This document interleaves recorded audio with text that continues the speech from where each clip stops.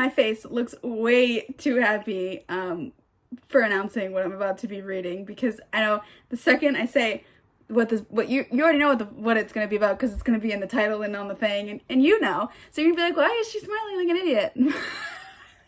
She's going to go through pain. She's going to go through trauma. She'll never be the same. I want that. I've been saving this. If you don't know, let me just say it.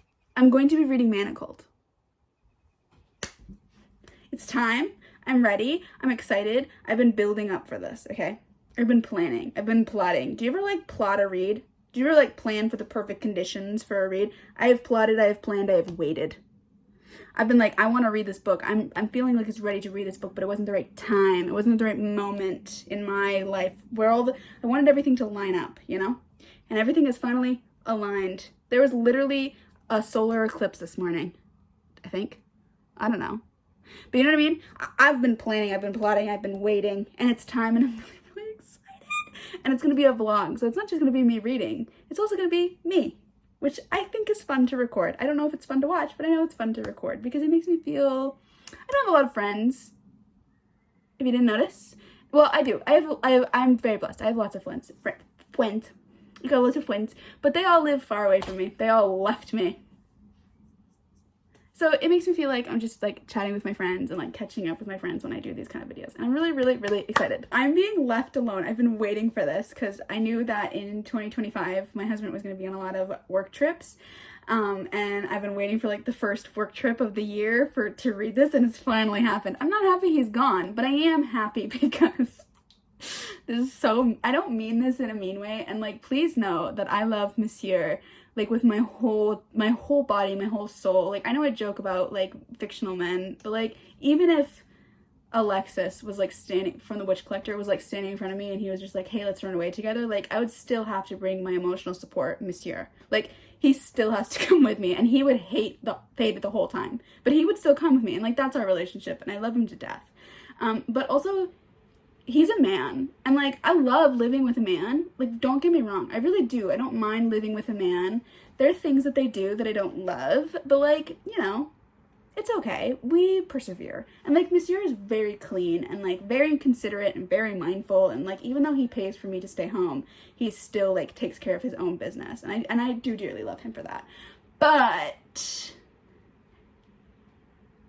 whenever I'm reading like a very emotionally charged point of a book, or like when it's really intense, or like there's a really like emotional love proclamation or love scene, he happens to like stumble in. He wants dinner. He wants to take me on a date. He wants to go to sleep. He wants me to turn the light off. What's worse is I'll be like crying over a book or something, and he'll like, oh, is this like not a good time? And I'm like, no.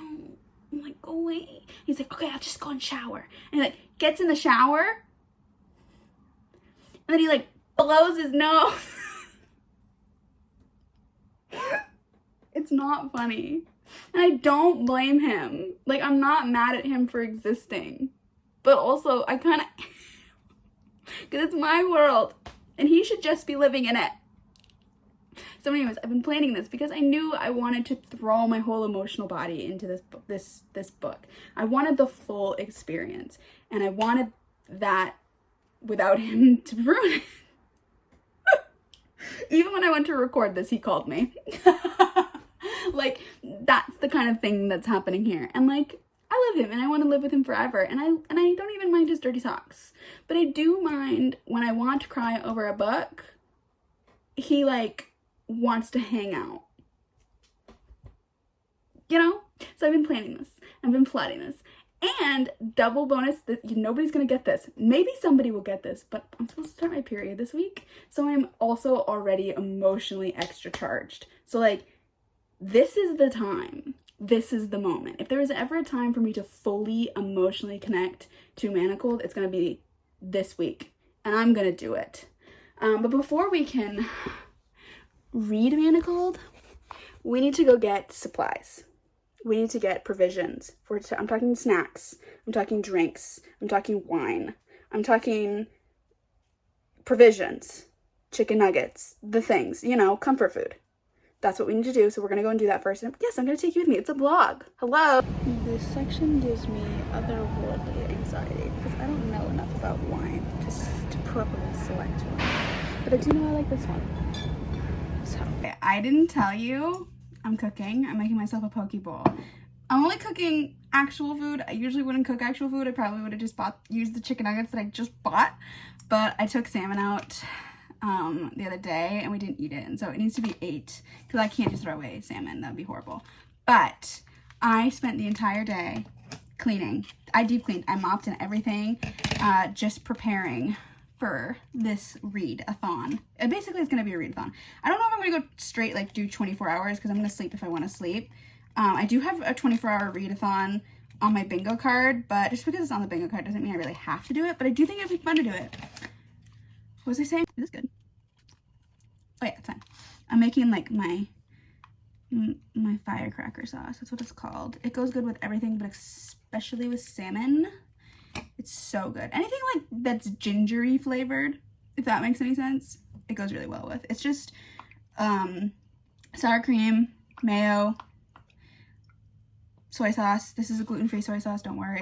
And sriracha, or you know, sriracha-esque. I like sriracha, so I use sriracha. And some kind of sweetener. I use maple syrup in mine because I live in the north and it just makes sense. But honey works really well. If you like more of like a fruity flavor, jam works good. I've basically tried it with everything and it's just delicious. So yeah, it works really well. I think I might have put a little bit too much soy sauce in this, but YOLO.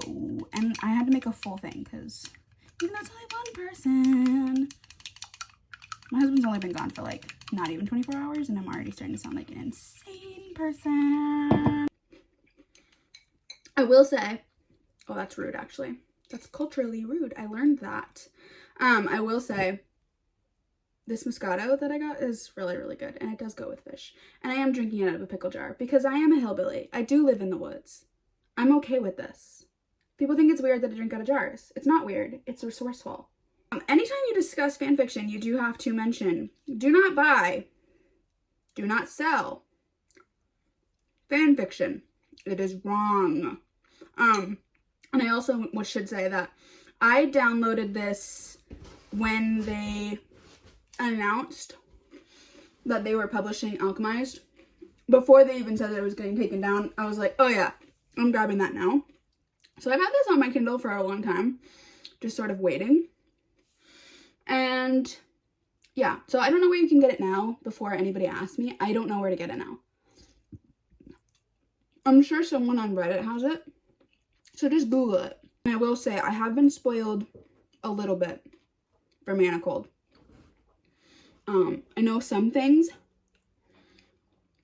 but I don't know the context. And sometimes I find that, or I tell myself, sometimes when you know something but you don't know the context, it can almost make it worse because you're like, oh, it won't be so bad, or well, I know what's gonna happen so it won't hurt me, I'm gonna be above it. But then it really does hurt you, and it hurts you almost worse because you were trying to tell yourself you were impervious, but then you weren't impervious. So I know a little bit. And I should say, before I even get into reading, this video is going to contain spoilers. I'm going to be talking all about this. I'm going to be talking about what's happening, how I feel about it. I'll probably be reading you quotes. I'm going to tell you my thoughts, if I have any theories. So if you don't want to be spoiled for Manacled, if you're like, oh, I'm going to watch this video and see if I should read it, like, don't do that to yourself. Don't watch this video. This is so good. She is freshly showered. And you're like, Lillian, what does this have to do with reading? What does this have to do with Manacled? Why are you calling this a reading blog if you haven't done anything but talk about reading and not actually read? And you want to know why? The reason why I cleaned my whole house, went grocery shopping, showered, moisturized head to toe, so I can now go without any worry, without any doubt, without any kind of guilt, without feeling kind of crusty too early, because I will feel crusty by the end of this, I'm sure, but it won't be too early. So I can go full gremlin mode now. Now there is literally nothing that needs Lillian's attention other than her two girls. And as long as her two girls are allowed on the bed, they don't need anything. They would stay in bed for probably 14 plus hours snoozing happily if I let them, which I don't let them do, but if I did let them do it, they would do it. So as long as I allow them on the bed, they don't care. There's no man to bother me. I have nowhere I need to be. I literally made sure to schedule appointments not on this week. So there's literally nothing that requires a real Lillian. I now get to be fictional world Lillian. I now get to be reader Lillian. Am I a little bit prolonging the start of this just by recording? Yeah, a little bit, but you know, once I start, I can't stop, you know? And once I pass the threshold, like, the Lillian that I was on, what's today's date? March 31st, is not going to be the Lillian who finishes, you know? Like, this is transitional time. Am I being dramatic? Probably.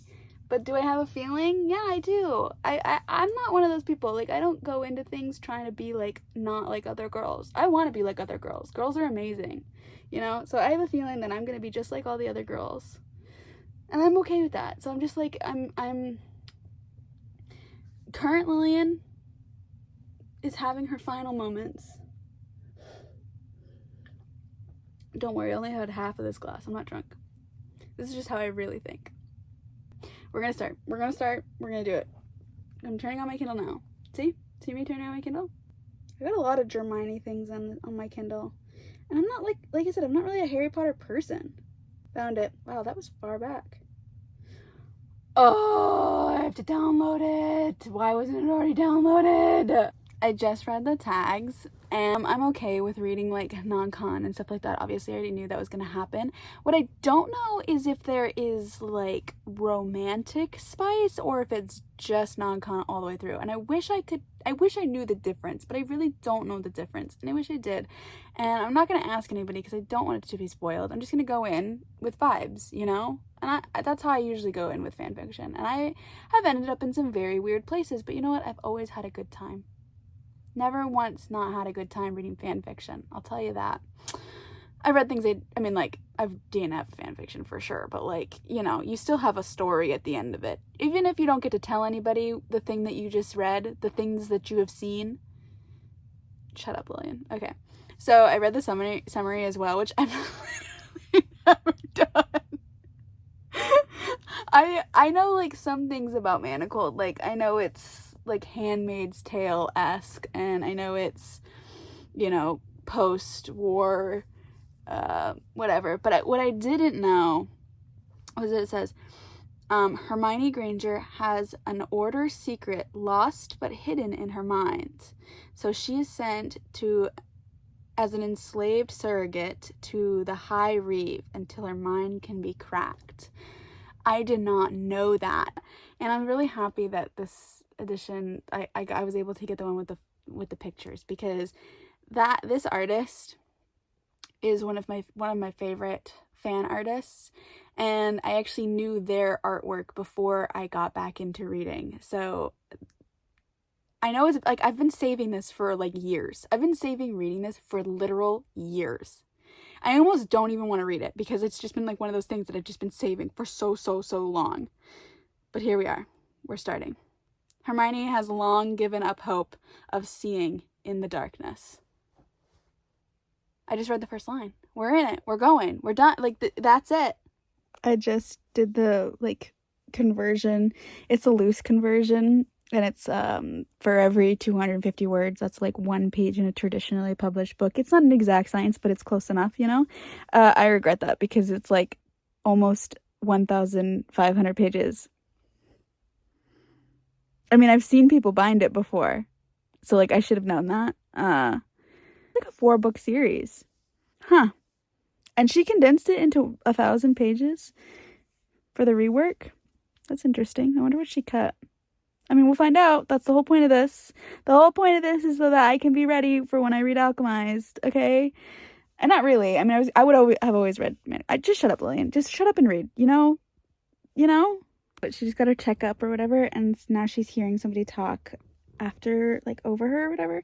And she said that she was in solitary confinement for 16 months, and she should have been insane if not dead. There aren't any records of her, as if you dropped her into a bottomless pit. Look at her file. The person next door to her, she had been tortured and maimed and all this stuff, but there's not even a record of if she was fed, and yet Hermione said that food just randomly appeared to her. So I'm wondering, because I know things, because I know spoilers, so I'm just putting two together. Did Draco make sure she was fed throughout that whole time? Was he the one putting food in there? Was he the one that made sure nobody remembered she was there until it was an opportune time or something like that? Is that crazy sounding? I don't know. This line has left me gagged. It's the healer talking to Hermione about what happened to her mind, and she said, "Your magic didn't choose to protect your psyche, it chose to protect everyone else." That's very interesting. What a characterization in such a little line. What a characterization.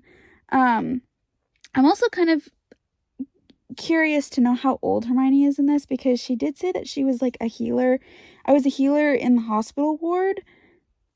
I wonder if she just changed what happened as part of the war, or if there was I just don't know the timeline of this particular story. If they were still technically in high school during this part of the war, or if it was later on that this happened, if that was the Battle of Hogwarts, or what. Because I don't remember Hermione being in the medical ward. I remember her going to get the diadem, and yeah, that's what I remember. I realized it was mid-November in 2004. And she was in prison she was locked away for 16 months, and let's just add on a few months. Let's just say 2 years, right? Since they lost the war, right? Because there's a couple of months where she watched everybody die, or some time where she watched everybody die. I don't know how long it was. It could have just been a few weeks. But according to Google, the battle at Hogwarts that happened in the Second Wizarding War was in 1998? Hang on. Yeah, 1998. That's kind of crazy. I always forget that these books take place far back, a long time ago. So I'm thinking that maybe the war happened, the one where they officially lost, that Hermione was healer or whatever in, happened in let's just say 2002, 2003. So she would have been quite a bit older. So I don't understand the timeline. Is what I'm trying to say, that I'm trying to understand the timeline, and I still don't quite understand. You know what I'm appreciating about this as I'm starting it is that there's really no it's okay. I wasn't sure how this was going to start, how it was going to build us into this story, and I really appreciate how it's very fast-paced, but it's also very impactful. You're feeling it.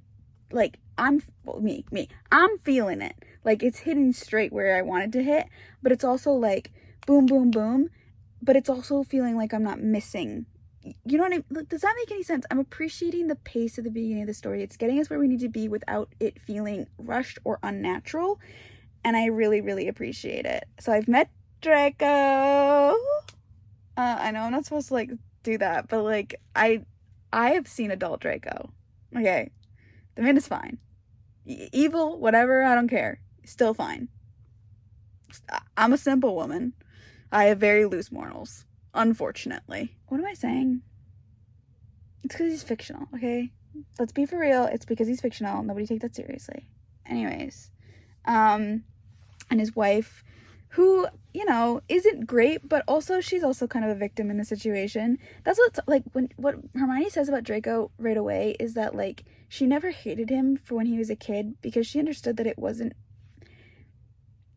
he was also a victim of circumstances, and that's really important and very big of people to understand sometimes. Is sometimes you're a victim of circumstances, but it is about who you become when you are outside of those circumstances. When things are starting to be in your control, how you deal with those things are really what makes your character. So if you have a bad childhood, you can either learn empathy, or you can become an abuser yourself. And it takes a lot of courage and bravery to understand those differences. And then so Hermione understands when he was a kid, he was a victim of circumstances, But then she's like looking at him now and she's like, no, now it's because of him. But I also do think that there's like, what do you do? Like, what, like, honestly, what, like, I'm not trying to say that the healer, the lady doctor, is right, and I'm not saying that she's a good person, but like, she makes a good point. Like, what are you supposed to do when everybody loses? When the good guys lose and there's nothing left, what do you do? Like, I know I don't want to like bring in like the real world in fiction, but like sometimes it's so hard for me to like look at the big, like, I can fix little injustices, right? Like, if I see someone saying something stupid in front of me, I can always call it out. I can donate. I can bring food to the food pantry. I can donate period products to women's shelters. Like, I can do that. I can help the Red Cross. I can donate blood. These are all things that I do, right? But then there are things that like that is out of my control on a personal level. Like, what my government does is out of my control. I can only show up and vote. And after that, there is nothing that I can do. Sure, you can call, you can email, but sometimes it feels helpless. And what I'm trying to say is, like, sometimes you're a product of your situation, and sometimes the situation sucks. And I don't think, to some extent, people can 100% blame you for the things that you do when you're surviving, right? Like, there are some things that you do, like, if you're hungry and your parents aren't feeding you and you don't have any money and you steal food, should you be considered a thief? Should you be punished for that? Like, what you've done is wrong. Stealing is wrong. But also, you are a product of survival. And so does that make you wrong? Like, there's so many layers to this, and that's what man, I was craving a book like this. Man, I needed this. This found me at the right time. I believe in fate. I really do believe in fate, especially when it comes to books. I never like to push myself. I don't like to feel FOMO, because I believe when I'm supposed to read a book, the book will find me. The timing will find me, and it's happened, because look at me processing big things. It's not funny, but we're laughing anyways. I love the writing. Like I said, it's really good. I think it's hitting just hard enough. And I like Hermione's character in this, and it feels very, like, genuine to the character. So this author has done a phenomenal job already, and I'm only 5% in. Okay. I read the first fertile window is what I'm going to call it, because, yeah, I appreciate the way it was done. I really do. Like, it's not romanticized in it. It was just done well. It was done really well. For what the scene is and for the emotion around the scene, it was done really well. And it's so hard for me because I'm trying to find... Okay, that's not how I want to put it. The way I was going to say it just kind of was going to come out wrong. Because I know that Draco is not a bad guy. Like, that's the thing. Like, I know this intellectually, he's not supposed to be a villain in this story. So I'm kind of trying to puzzle out how there's going to be this redeeming quality in him. And while I'm trying to puzzle that out, like, obviously you're in Hermione's mind, so, like, you feel for Hermione, but in a small way I do feel, not in a small way, I really do feel compassion for Draco in this situation.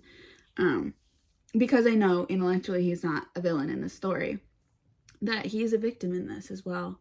Like, this isn't something that he wants to be doing. And you can really see that.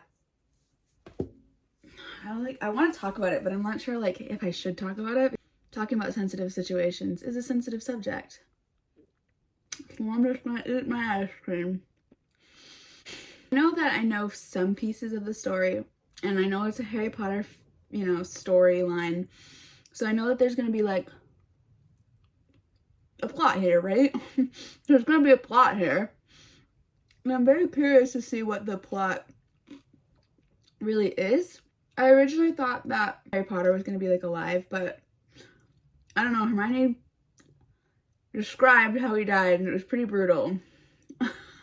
So unless they, like, planned it out, I don't know.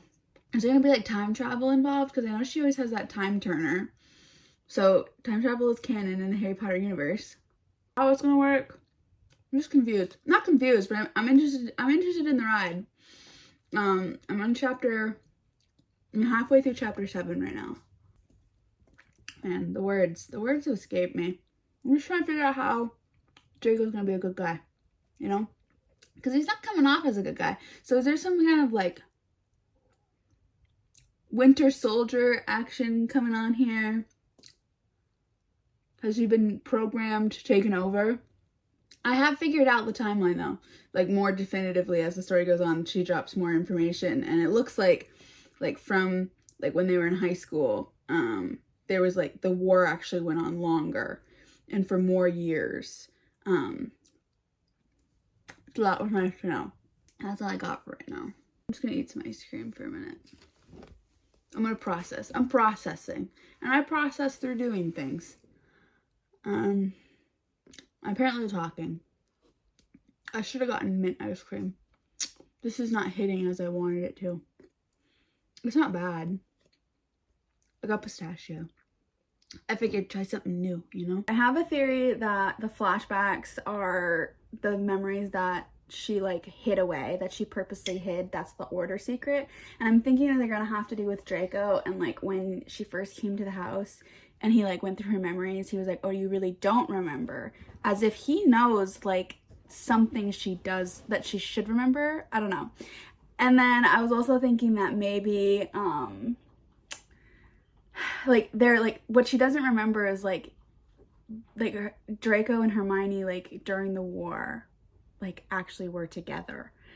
I don't know, something like, I don't know, something's tingling there. And then I was also thinking that because I feel like Draco has to be somewhat of a good man, like even if he's morally black, like you do the morally black things for a good reason, and that's, you know what I mean, like that's kind of what the girlies like, because the girlies love Draco, and I just have to believe, I don't have to believe, I'll fall for a villain, like a pitch black villain. Sorry, I know that's a bad thing to say, but it's the truth. But I feel like most of the girlies do not, so I'm trying to find like the good in Draco, and I'm trying to like puzzle out if like maybe he didn't actually kill those people, like maybe it was like a big old cover-up and all the people are still alive and hidden away, or maybe he really did kill them, but it was like mercy killings, you know, like the same way like when Draco does have to copulate with Hermione, like he doesn't find any joy in it, like, you know what I mean, like he's doing it because he has to, but he doesn't find any joy in it, where like evil people find joy in doing bad things. So I'm wondering if like he's like, I'll go find Neville Longbottom because at least nobody else will get joy in the kill, you know what I mean? That's all I'm trying to figure out how he's a good man, you know? Even if he's not a good man, that's fine, but I'm just trying to like puzzle out the plot, because I like to puzzle out plots, okay? And this is my cup today. I don't know if you can see it. I cry a lot, that I am so productive, and that's the vibes for today. That's strange. Why is Grapo? That's strange. Why is Draco just clutching his newspaper as if he's upset that Hermione's upset? That's a weird thing. That's weird. I think he knows things. I want his POV of all this. Did she ever write like a Draco's POV of everything? Because I would read that. Okay, this is the vibe. Those are my plants. This book. So Hermione just had a like a dream memory of her and Harry during the war, and Harry's like, who changed? Did I or did you? And Hermione says, I did. So I think something really did happen in the war. And I think she makes a great point. Why shouldn't you, in the face of such great evil? And I know that there's a whole thing about how like using dark arts like changes you, affects you, and that's like the point of it, is that all magic is supposed to have a give and take in this world. But why shouldn't you? If they're playing dirty, like get in the mud. If anyone is playing dirty with you, get in the mud and get dirty too, okay? That's from me to you. I am not supposed to find him saying, I'll tell you if you swallow every drop like a good girl, attractive. I am not, and I don't, okay? Okay, I don't find it attractive. Why am I covering my face? Okay, one of my favorite things about enemies, like true enemies to lovers, I have beef with the enemies to lovers people. The people who say every book is enemies to lovers, but a real enemies to lovers, which I really think this is a real enemies to lovers, at least on Hermione's side. I don't know about Draco's side. I don't have the full story yet. I'm not entirely convinced that he's not in on something. But he just like laughed. Like there's these moments like that feel very like genuine to the storyline, the way that they slowly acclimate to each other. And he just like laughed, and I just feel like that's such a moment. I'm gonna fall off my treadmill. She wanted a hug. Okay, first it was the cloak, and then he like helped her. He was helping her with her agoraphobia, and then like he got her the boots, and she's now like I feel so he obviously didn't realize that she couldn't ask for things for the elf because she couldn't speak unless spoken to. But is Draco the boots, she's just like, she could walk like hundreds of miles and they would never wear out. Is he like actually slowly setting her up for if and when she can escape without it being obvious? Something strange just kind of happened. So this guy named Montague showed up in Hermione's room, and he says, "You don't remember me," he said in a tone of surprise. There seemed to be a hint of offense in his words. And then Draco piles up when she's scared. I know I'm not supposed to be giggling at that, but I am. And then he like looked about her room. What did he say? There was something he was trying to communicate to her. Was there like a bunch of spies, maybe? I don't know. Something. Obviously she knew him.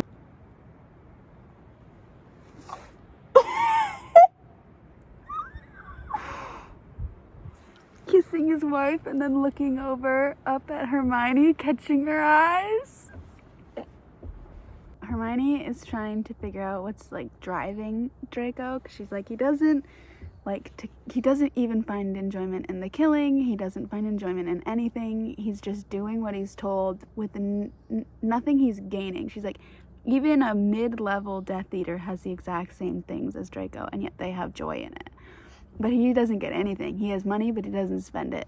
He doesn't have hobbies. He doesn't have anything. She's like, there was something she was overlooking, a detail she felt she knew subconsciously, but couldn't place. Something like a puzzle she was piecing together, built from all the contradictory information she had been accumulating in her mind. But there's also probably something she is forgetting. He's probably doing all of this for a reason. We have officially reached the gremlin mode of my little reading corner.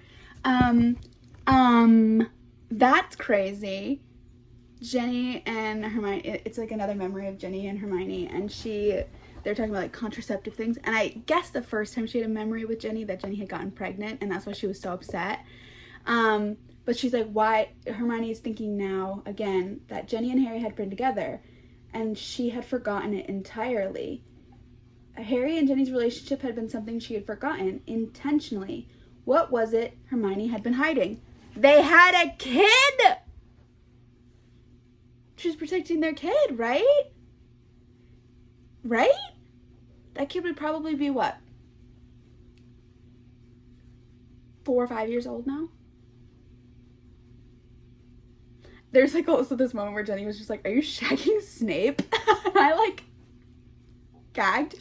Not gagged as in like, but like gagged as in like, I know somebody's written fan fiction about that. Probably from that line alone. Just saying. And also there's this moment where Jenny's talking about how, but the hospital ward, every battle looks like losing. I'm always more traumatized after being in there than I am by fighting. And then she goes on to talk about how Hermione never got a break, how she pulled away from everybody. And I think that what's really sad about that is that everybody let her. Everybody let Hermione pull away from them. Everybody let Hermione... Ugh. But I'm also just now realizing that Hermione never actually answered the question of if she was sleeping with anybody. Seems a little sus that Umbridge, who hated Hermione and her, was just accidentally killed in an assassination attempt on the Minister of Magic, Sure Jan, by a crossbow from the woods. Could have been anybody. Could have been anybody, couldn't it? I'm not having fun anymore. No, but that was really sad. Okay. We're only 16% in and I have my first... I don't know if I would call it a cry.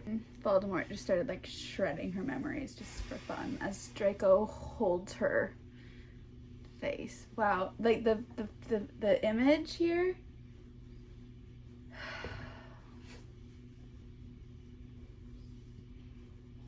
What?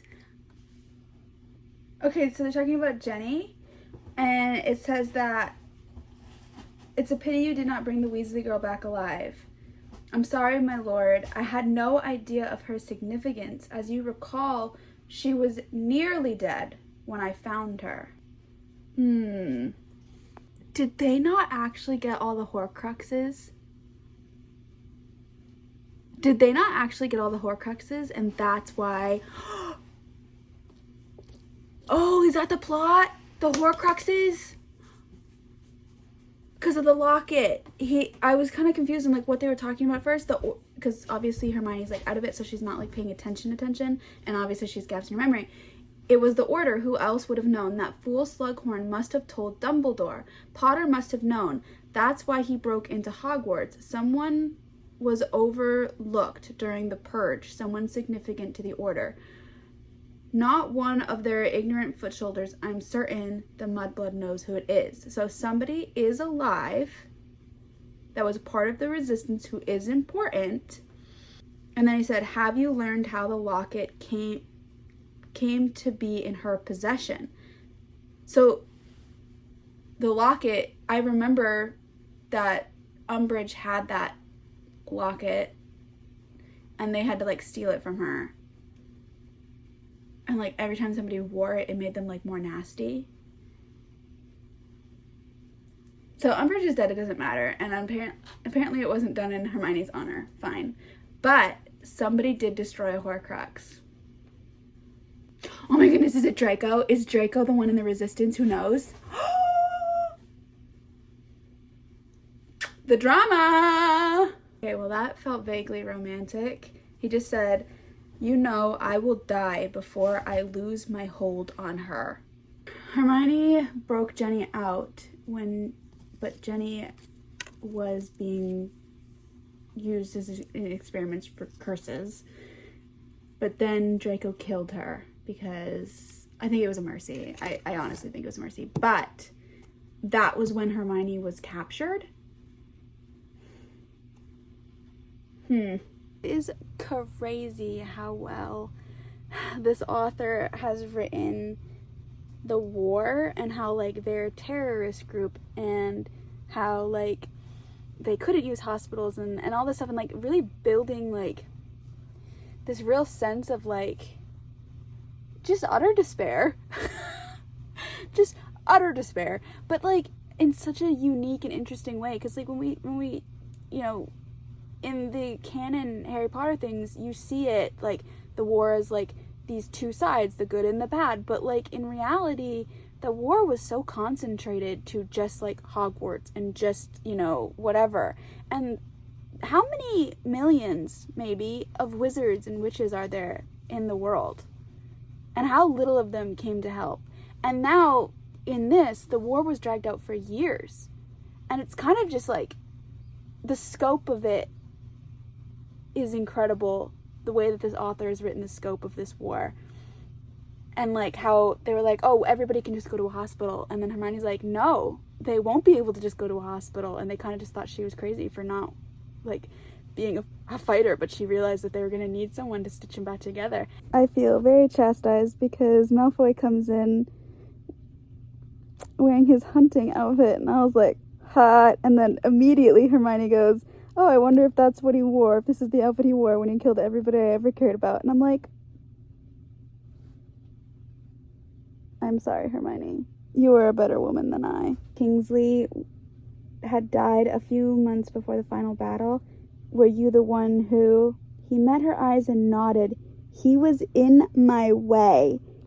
In his way of what? I want to know. She doesn't remember how to fold the cranes. Then she's like, no matter. She didn't even know why she folded cranes. She couldn't remember when she had learned it. Maybe primary school. Who would write this? That's sick and twisted. What the fuck? She's realizing that Draco is being like tortured daily, basically. And she's like, she bets he's getting like therapy and help for it. Whoever, surely he would. He had gotten her treated after her seizures. He would probably use the same healer. He had to have one. But I don't think he used a healer. I'm pretty sure he just did it himself. I think he just took care of her after her seizure. And who would have taught him that? Who would have taught him that except for maybe like a healer that he knew in the wartime? And she's like, she's noticing the spasms in his fingers. Is she gonna help him? I don't know why she would, but I really want her to, like, really badly. Ugh, so that guy is just an absolute disgusting, gross person. I hope Draco rips him to shreds. Shreds!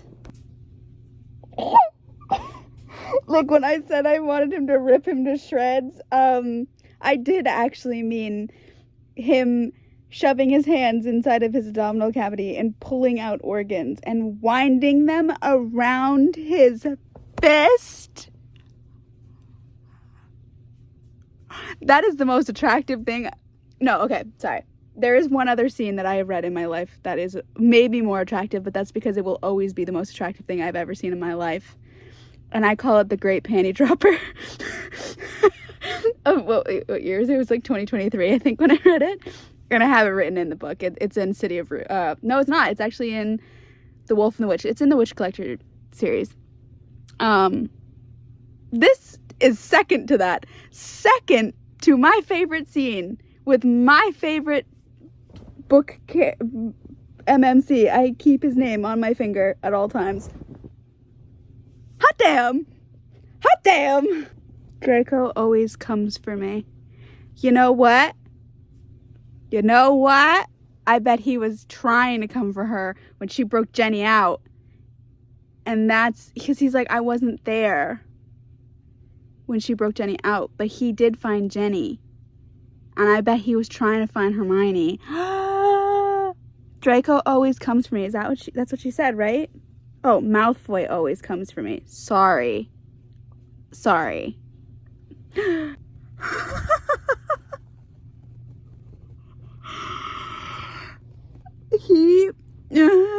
eye, and then he healed her.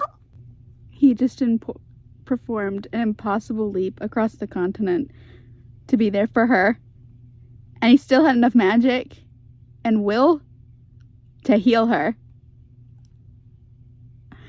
And now he's like trying to make sure her pupils are and she's like, you don't need it. And she felt the fingers on her face flinch faintly, and his jaw clenched. I'll consider it a matter of convenience. I'm gonna be sick if I find out. I'm being so serious. If I actually find out that they had a relationship, like in the war or something like that, because I will be sick. What did she just say? They're talking about how, like, he knew how to heal, and he's just like, yeah, well, I was on the winning side. Like, we had better strategies because she tried to train other people and other people wouldn't listen to her. But then she's just like, you have a natural talent for healing. In another life, you could have been a healer, which, that's depressing because he was turned into a soldier. Then Then he goes, like, one of life's greatest ironies. He glanced away from her, and she thought a corner of his mouth twitched faintly, but perhaps it was just a trick of her vision. But what if it wasn't? What if it was a memory? What if he's happy to have a piece of her back that he thought he had lost forever, and he's seeing just a tiny glimmer of it, a shadow of it casted back to him in the eyes of someone he once loved, but now has to hurt. I will be sick if that is what's happening here.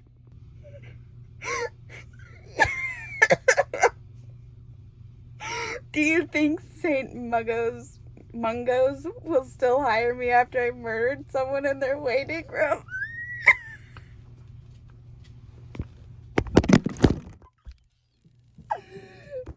That was really hard to read. That was really bad.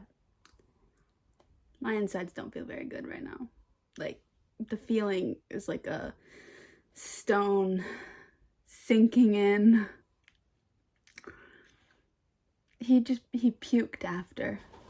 Immediately got up and puked. A pond. I have a pond right down there. I feel like flinging myself into its frozen, icy waters right now. I'm just floating into the abyss. Just away. I do not. That was so hard to read. Okay, Hermione is recounting, like, her training and where she went. She went from Albania, or she went from France to Albania, and then Denmark, and then Austria. No, there had been somewhere else. Before she went to Austria, it felt like there was a gap, a blur. And you know who else is really good at healing? Who trained a little bit in healing? Draco. I wonder if that blur coincides with the fact that Draco knows how to do some healing. He seemed personally and emotionally invested in her. The way he stared at her, the undivided intensity was almost undeniable. She was significant to him or to his plans. He hated essaying her, didn't appear to enjoy it at all, and didn't try to. It made him ill. So wouldn't he want to get her pregnant as soon as possible? Unless it had something to do with her memories. And then she's been musing about how he's, like, super sane and he really shouldn't be after being exposed to all this dark magic and producing all this dark magic. And she's starting to ruminate about what he said when he talked about the ritual that was meant to be a punishment.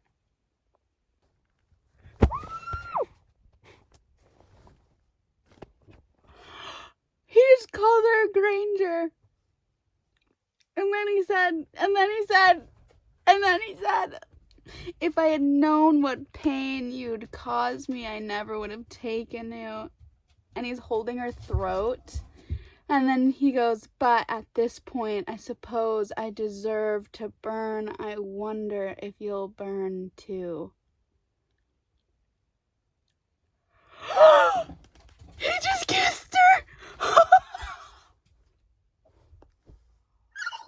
I want to fling my Kindle.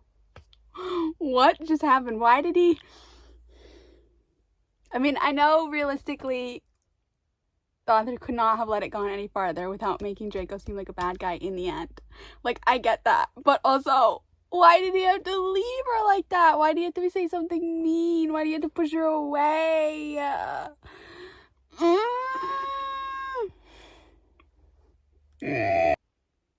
She just hurt herself. Did she realize that? She figured out a way to do it. But he pulled her back. And he's, like, holding her, kind of.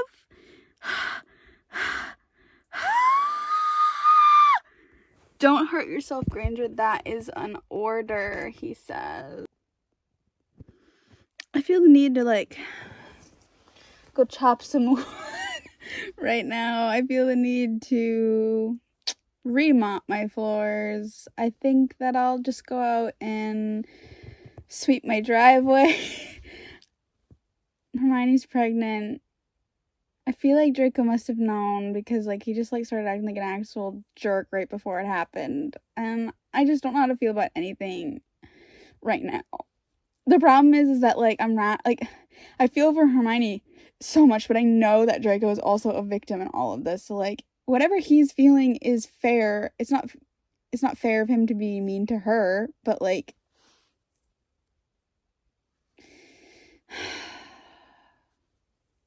Hermione's pregnant and I want to go chop wood now. Because that's how I deal with things, okay? It's how I've always dealt with things, is I just go and chop wood and stack wood. Or make brush piles. It's what I've always done. It's calming to me.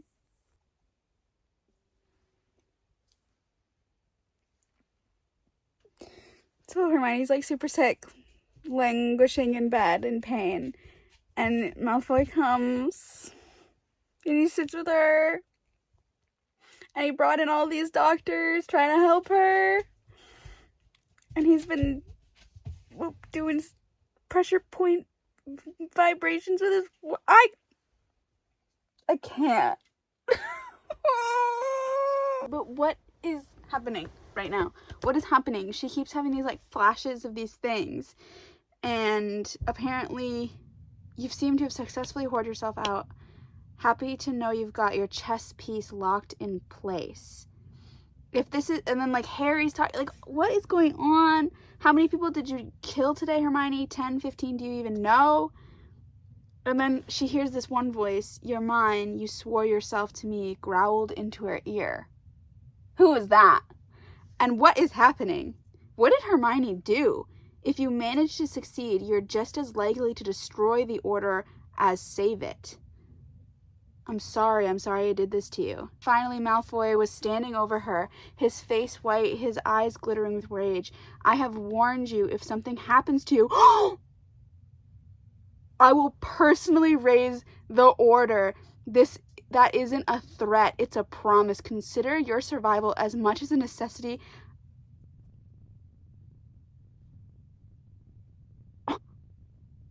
Consider your survival as much as a necessity to the survival of the resistance order as to Potter. If you die, I will kill every...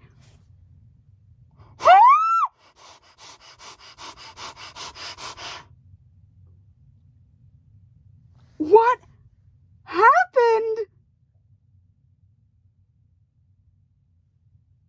Oh, I just hit the flashbacks.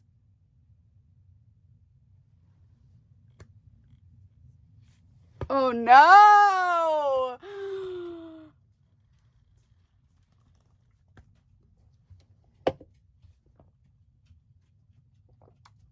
Yeah, I'm scared. What just happened? What happened between Hermione and Malfoy? Did Malfoy think she died? And so he did all of that because he thought she died, and then she came back, but she didn't remember him? I'm going to be absolutely sick to my stomach. I'm going to be I can't. And I'm going to have to, like, end this video here. And then I'm going to do a whole other video just doing, like, the flashbacks. And then I'll probably do another one for the rest of the thing. Because I feel like I just really need to... I keep cutting these, like, clips really short because I'm really trying to condense everything. But I really don't want to condense things because I'm having a lot of feelings. And that's the whole point of reaction videos. But I'm a yapper. What just happened? 3 years earlier. I have to look away.